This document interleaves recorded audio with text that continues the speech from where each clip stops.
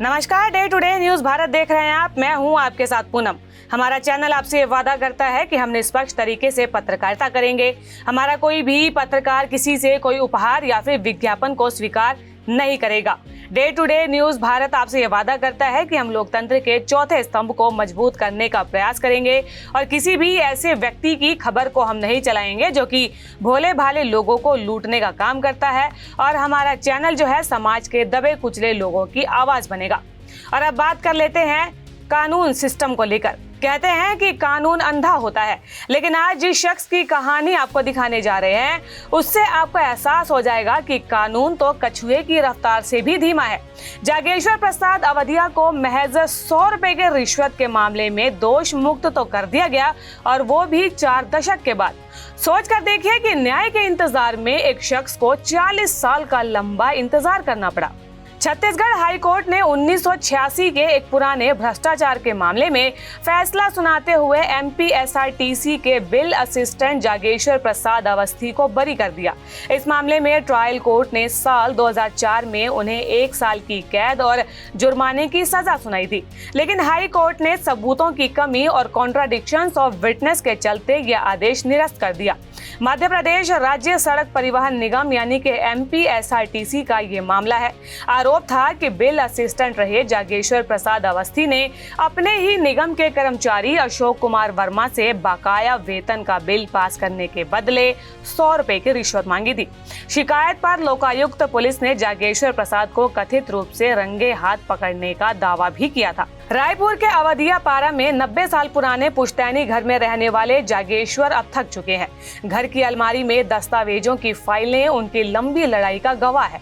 वे कहते हैं कि न्याय तो मिला, लेकिन किस कीमत पर। मेरा परिवार बर्बाद हो चुका है। अब बकाया पेंशन और सस्पेंशन पीरियड का पैसा मिल जाए तो फिर बाकी बचे हुए दिन बिना किसी तंगी के गुजर जाएंगे। 18 साल तक चली सुनवाई के बाद 2004 में ट्रायल कोर्ट ने अवस्थी को दोषी करार दिया। कोर्ट ने उन्हें 1 वर्ष कैद और आर्थिक दंड की सजा सुनाई। इसी फैसले के खिलाफ अवस्थी ने हाई कोर्ट में अपील की थी। माननीय हाई कोर्ट ने इस मामले की विस्तृत सुनवाई के बाद पाया कि रिश्वत की मांग और स्वीकारोक्ति को लेकर पुख्ता सबूत तो थे ही नहीं। गवाहों के बयान में स्पष्ट रूप से विरोधाभास झलक रहा था। कहीं 100 रुपए के 1 नोट का जिक्र था तो कहीं पर 50-50 रुपए के 2 नोट का जिक्र था। ट्रैप टीम जो है दूरी पर खड़ी थी और उन्हें ना तो पूरी बातचीत सुनी और ना ही पैसे के लेने देने की प्रक्रिया का कोई प्रत्यक्ष प्रमाण मिला। माननीय न्यायालय ने कहा कि केवल नोट बरामद होने से ही रिश्वत का अपराध सिद्ध नहीं होता है। जब तक रिश्वत की मांग और उसे स्वीकार करने के सबूत मौजूद ना हो, तब तक आरोपी को दोषी ठहराया नहीं जा सकता है। कोर्ट ने यह भी कहा कि भ्रष्टाचार से जुड़े मामले में कानून बहुत स्पष्ट है। मांग और स्वीकारोक्ति दोनों का साबित होना अनिवार्य है। इस मामले में अब क्योंकि प्राथमिक साक्ष्य अधूरे और विरोधाभासी थे और इसीलिए ट्रायल कोर्ट का फैसला न्याय संगत नहीं था। ये मामला तकरीबन 4 दशकों से अदालतों में लंबित था। पहले ट्रायल कोर्ट का फैसला और फिर हाई कोर्ट में अपील के चलते अवस्थी को 40 साल के बाद राहत मिली। इस फैसले ने एक बार फिर से स्पष्ट कर दिया है कि भ्रष्टाचार के मामले में केवल नोटों की बरामदगी पर्याप्त नहीं है।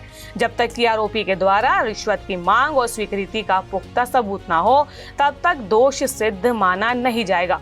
अब इसी तरीके से कानून अगर अपनी धीमी प्रक्रिया से चलता रहा तो वो दिन दूर नहीं जब लोगों का न्याय से भरोसा पूरी तरीके से उठ जाएगा। और इस खबर को देखकर आपकी राय क्या है, हमें कमेंट कर जरूर बताएं। ऐसी ही कुछ अन्य खबरों के बारे में जानने के लिए day to day news Bharat को लाइक, शेयर और सब्सक्राइब करना बिल्कुल भी ना भूलें।